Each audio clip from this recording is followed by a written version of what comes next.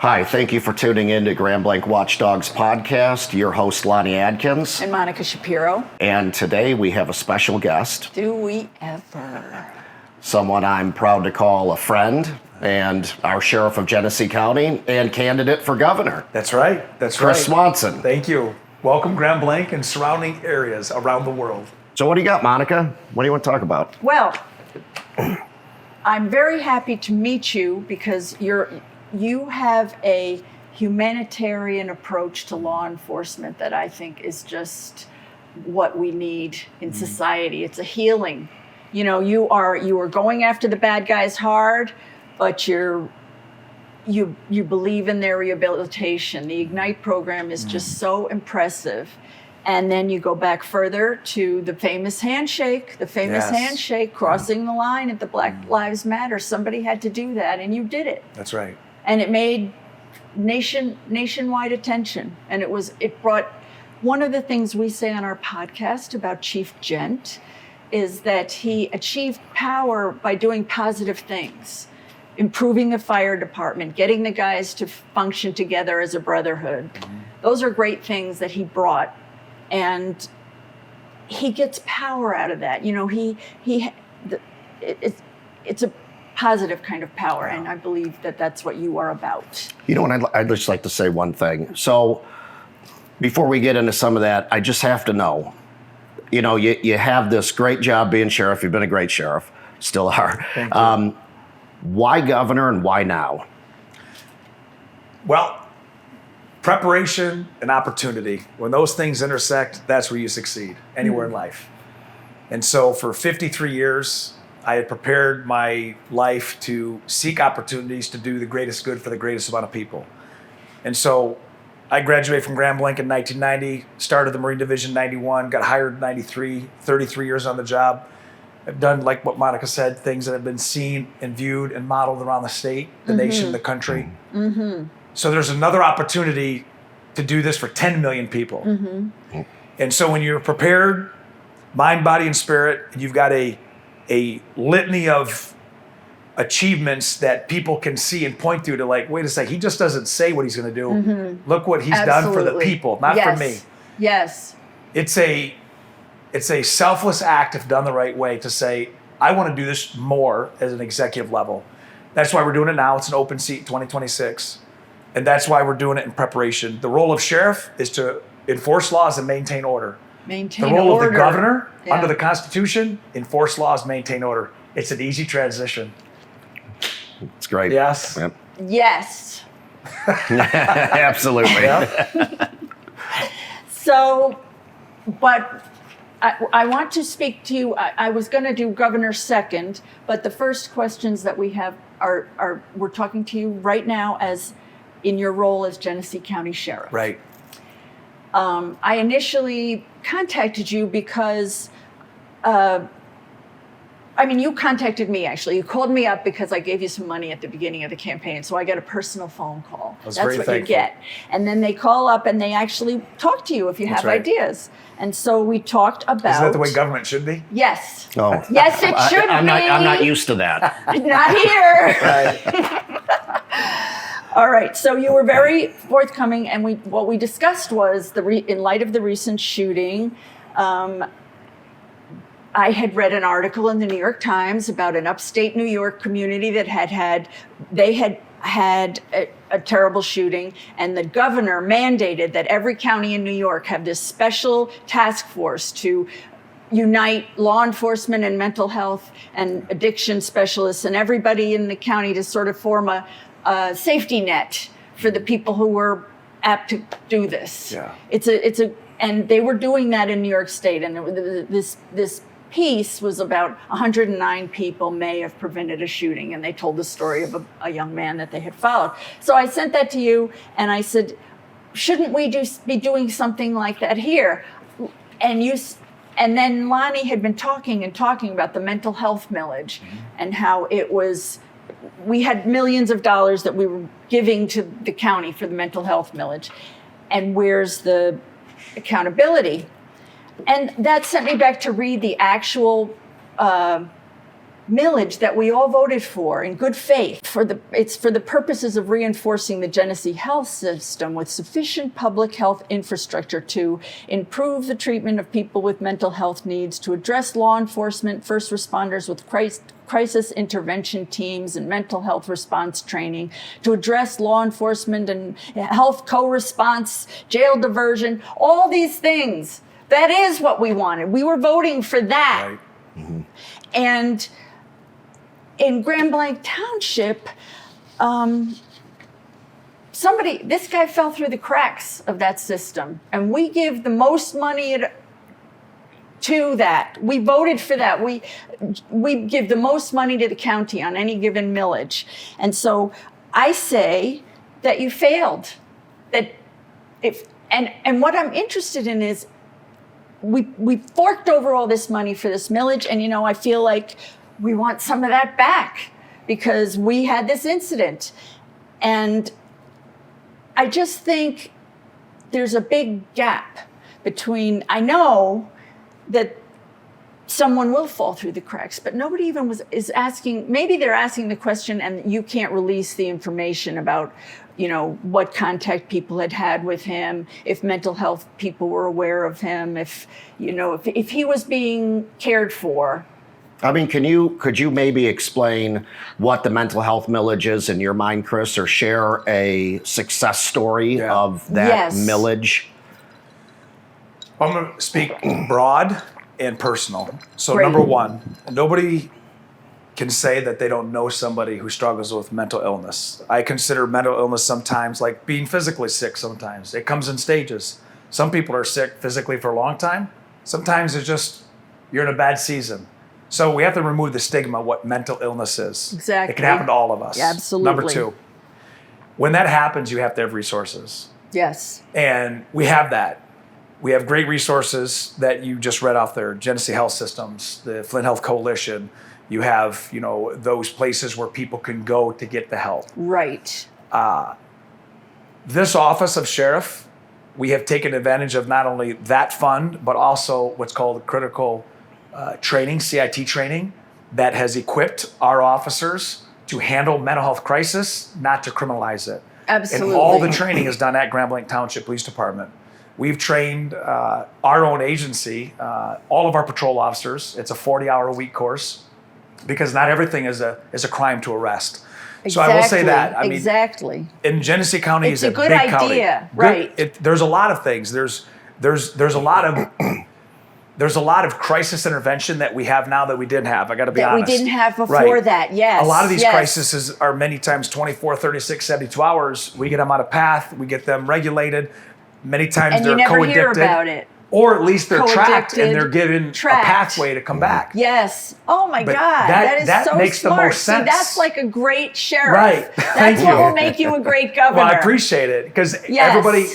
everybody has a He time. has such a humanistic view of how Thank to you. do it Yeah. without being soft on crime. That's right. I mean, you can have a fist of iron and a hand of velvet. That's why I see things. That's nice. And when it comes to the shooter of the church, I was there, and I know the shooter. I know his family. I've known the shooter's parents since I was 8 years old. Oh my God. So when that all What a tragedy. tragedy. went down, I grew up right down here in McCandless Road, 8,000 Yeah, block. that's right. And I used to go to Glory Day Lutheran Church on Yes. McCandless Road. So I say all that yes. to say, how did this happen? Yes. Life is complicated. Yes. There's certain people who have been in the system and the system failed. There's certain people who should have been in the system and they weren't. And he was one of them. And when you have a system like that, our job as a society is to identify gaps, identify people who are high risk. And instead of making it a political dog whistle, how do we as a community surround and say, okay, this is a risk. Instead of criminalizing it or demonizing, how do we help this person?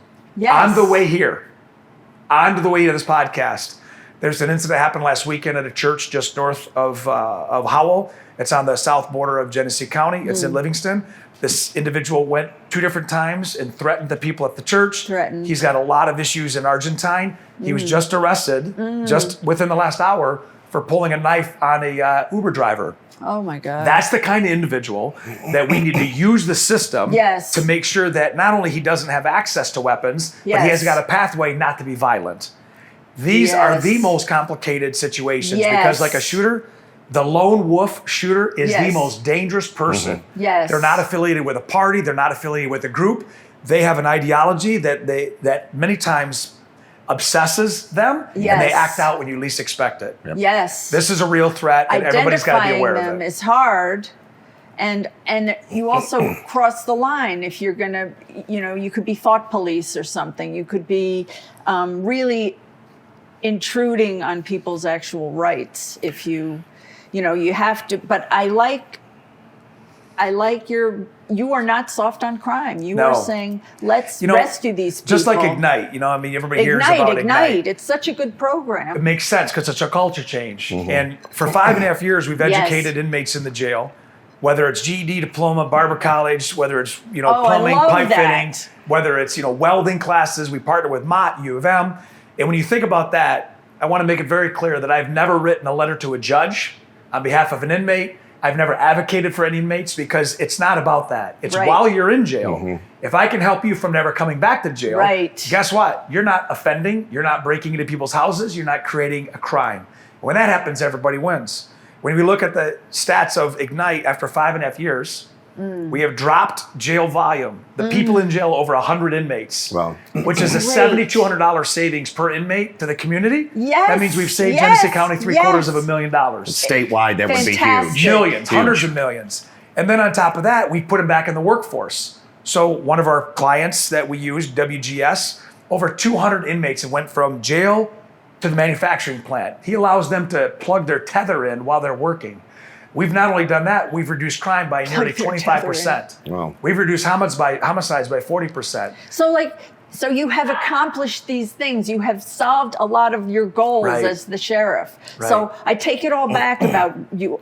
This mental health millage, though. I would like to add something to that mental health. I've had We had him run. You were part of running how that money was spent, right? But I'd like to add something to that, though. That was not my bill, no. That wasn't part of the millage. Yes, it was part of the jail. How do we help corrections? But were and that you- money we partnered with GHS. Yes. So you got some of Yes, that money. absolutely. And we so work with you're Dan giving Russell us on it. accountability right now for what we Right. sent to the millage. Right. See, he's doing his best. But I would like to add and his something. best is really something, not like people in Grand Blanc whose best is True. But I'd not like to add much. about the mental health, just, especially since you're running for governor. I don't know if all these issues, but, recently, well, probably in the last year, I had a very close family member that needed some mental health intervention. And in this state, it's unbelievable. I was along the way with them for the whole experience, right? And So it you're was saying not enough facilities, not enough. I'm not taking new patients. Yeah.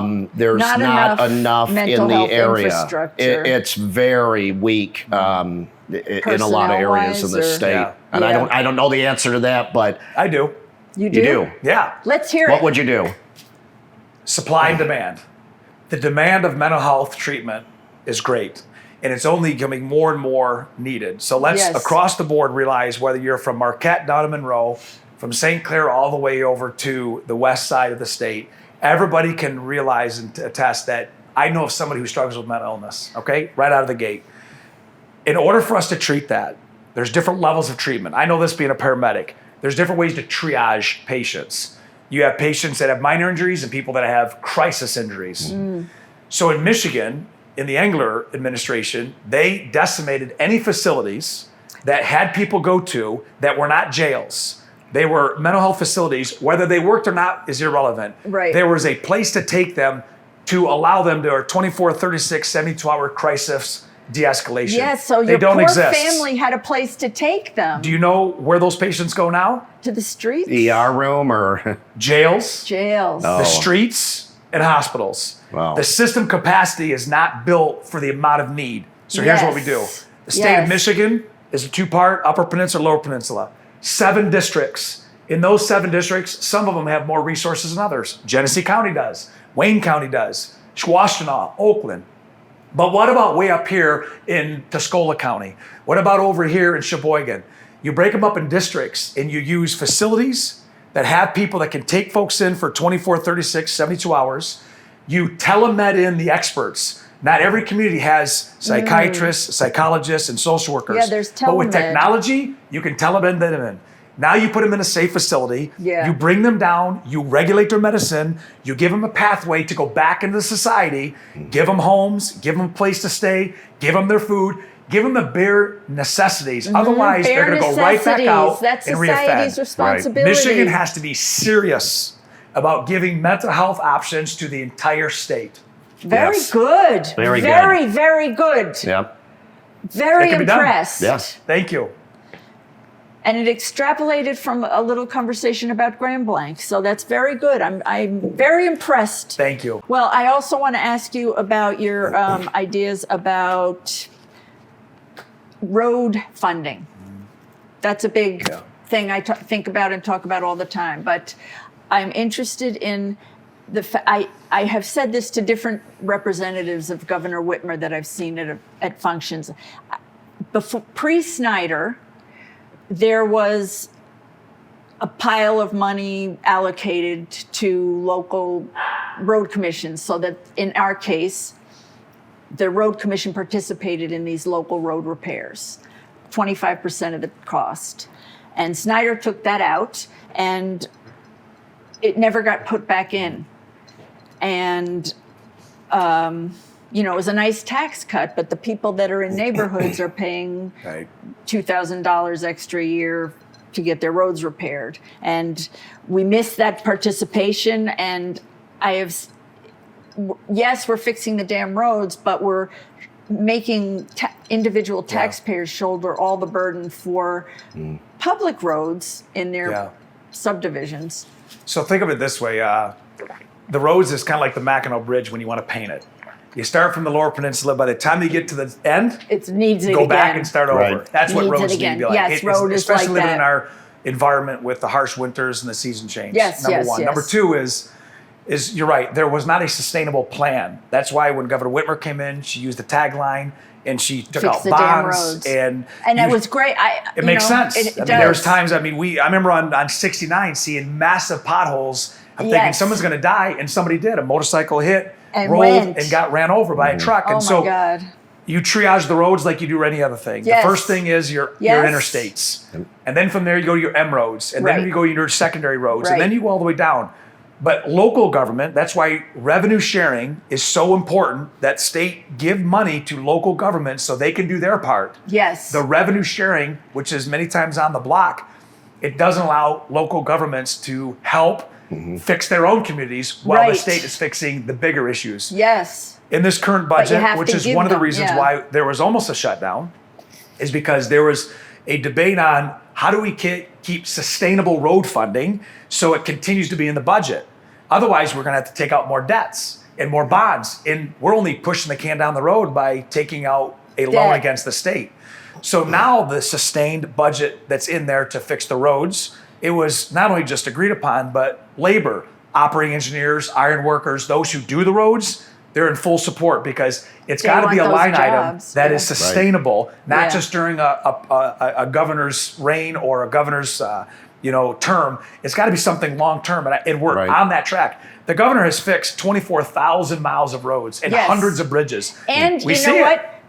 On this 475 thing, I was a part of this PEL study, and sometimes I talk it down, but because interested people that I had a nonprofit, so they invited me to come to these things, and it was, you had over a course of a year, you got to weigh in about what your community needed on Yeah. that 475 thing. And it was a great, and they actually, at first they said none of the sort of holistic things that the people wanted, bike lanes and this and that, none of it could happen. And then they compromised and did some affordable good things. Right. And heard us. That's right. And it was quite good. I think people need to know too is infrastructure for companies coming in not only around the state but around the nation, in the world, if they're going to invest in Michigan to be part of the economic growth, they're going to look at infrastructure. They're going to look at roads, schools, public safety. You're going to see water lines. They're going to look at land use. They're going to look at what kind of restrictions there are. If we want to increase the economic GDP of the state, we're going to have to bring in either more goods and services or charge more. It makes sense to me to bring in more goods and services instead of charging people more. That's why the infrastructure, years down the road, that preparation and opportunity, same thing when it comes to infrastructure. Make good roads, build the infrastructure, because the opportunity is just around the corner. And if you're not ready, Pennsylvania's going to get it. Right. All right. So what other you've touched on some of the ideas already, but economic development. That's each thing you spoke of involved economic development. But Mike Duggan says he doesn't think Whitmer is doing the right kind of economic development, and it's costing taxpayers more than it's succeeding as a plan. But he doesn't seem to have, I'm not sure what his alternative is, but what do you say about that? Well, I don't say, listen to me because that person's wrong. That doesn't make sense. So I'm going to tell you, this is Chris Swanson's version of economic development. Yes, I want that. I want to hear it. Yeah, because to say somebody's doing it wrong or right. Okay, whatever. All right. Well, but you would be coming into a situation that's set up by her and following some of her policies. Which is why you start with a new slate and you move forward. New administrations breathe new light in. And so I would look at it as, when I wanted a pony and I was 7.5 years old and I lived right down the road on McCandless Road, I saved up 2.5 years. And I sold gum and collected golf balls off McCandless Road. And I sold pop and golf balls and collected pop bottles. And I paid $200 cash for Molly. That was the start of my business career because I've always had businesses. All right. And economic development in a state involves small businesses and the working class. Yes. Period. Yep. Every big business starts as a small business. And if you look at the economic growth of a state, what's going to benefit? It doesn't make sense to tax people more. It doesn't make sense to raise prices. It makes sense to build more opportunity, support the businesses that are here. Support Department the of Innovation from the state under this administration will take ideas, working with the state to implementation, and then those companies stay here. They hire more people.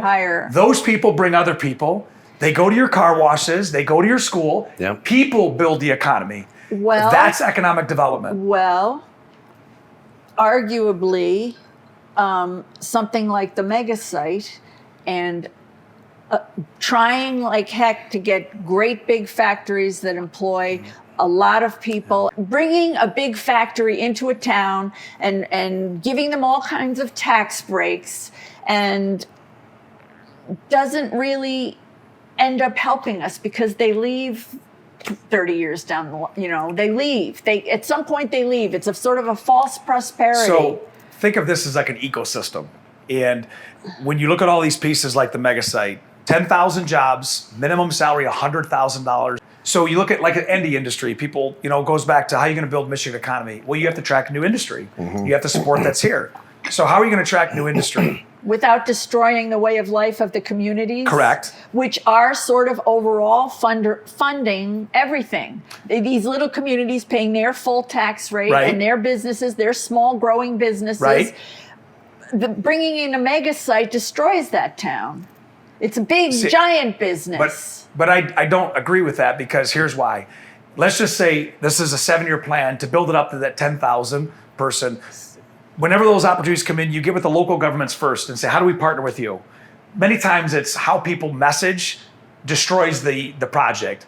If it's not messaged correctly and the people at the table don't have at least a voice, then you're going to now create enmity between that local community and you're fighting uphill the whole time. Which it has happened. I look at a development site like this or any other site, when companies come in and they want to be a part of the state, how does it benefit not only that community, but the region and the state and the people of it? When you add more people, let's just say company A in whatever community, 500 jobs come in. Those 500 jobs are going to bring 2 to 3 dependents, about half those population. I know that model of economic development, and they're going to use those community argued against. Better minds than mine take a different whole different tact on that. But I hear you, and I know that sounds great, and I think you can certainly. I don't love the mega site. I think it's a shame for that. Let's just take one thing to that. Let's take that off the table. Something's going to go there. Protecting the Michigan water table is very, 100%, very important. absolutely. I'd like to and talk this is virgin water here. It's a valuable resource. And these guys can I back up 1 minute, Monica, before we lose that? Yes. One thing in economic development, especially like, we're Gen X, you and I, and it's good to see a Gen X getting into politics. That means 53 years old. Yeah. So I think we got overstepped for a while. Young people here. But, my kids are Gen Z, and I look at how they look at, environment, blight, things totally different than I think we've just come to accept it. And one thing that I really see that drive them nuts, and I really started paying attention to it in my time in politics, right? And that is, we give subsidies to companies, and I like to call them America's tombstones. They take them and then they go to another community when it suits them, or maybe when those subsidies have ran out, and they leave the building behind because it's often much cheaper to just cut the grass and leave a light on than small businesses to demolish the building, right? Some of these large factories, and sometimes they go to just a community maybe 8-10 miles away, get those tax subsidies again. And then, and I think we get into this cycle of these buildings that are just littered around. Chasing the kind of businesses that would only come if there was a subsidy. Why aren't they people who want to be in the town? You have to attract opportunity, no matter what level. So tax breaks that go against the people, whether it's healthcare or education, you can't support. But tax breaks are incentives to keep businesses here. And that's why strategy is so important, to have somebody that understands business strategy. It's not just a short-term plan or a mid-term plan. This is a long-term. And so when a company, should they do that, come here just for the tax break and then leave, then that was bad planning from the people who gave that tax break from the beginning. To the guy. That's why it's important to have company. Good government in those decision-making rooms. Yes, that's what we lack but here. Yes, exactly. But the second thing is, when you have an industry come in and they want to do good, remember, they're looking at a number of other opportunities that somebody else is going to take advantage of. So what do we do to make it attractive? When it comes to the environment, you're talking to somebody who lived 100% through a 2016 water crisis. Because our office is the emergency management. Right. And people Water outside the is a city big of Flint did not know what it was like on the 4th of January, 2016, to tell 100,000 people, you can't bathe your children, you can't cook water, you could not use your water. My own parents, who were in their 80s, were those people that lived in Flint. We drank the water in the sheriff's office for 5 years before. That's an environmental crisis. Fast forward, I become the sheriff. We have a 22-mile oil slick from Flint all the way to Montrose into Saginaw because Lockhart Chemical decides to pour thousands of gallons of contaminant on a Memorial Day weekend, thinking nobody's going to know it goes into the fresh water supply. See, there's a balance between those, and everybody should care about the environment, not a party. Yes. Everybody, including all parties, should care about clean water, clean air, and clean ground, because that water crisis, it affected everybody. Yes. So industry coming in has to start at the local level, has to be incentivized without taking a chunk out of the people that are there, has to commit to the long term, has to be environmentally friendly, and ultimately, when all those boxes can be checked, because they can, everybody wins. And we're blessed as a state with all the water. Right. We need to protect that, the water, waterways. land, and people. But now, I'd like to freewheel a question to you. Yeah. All right.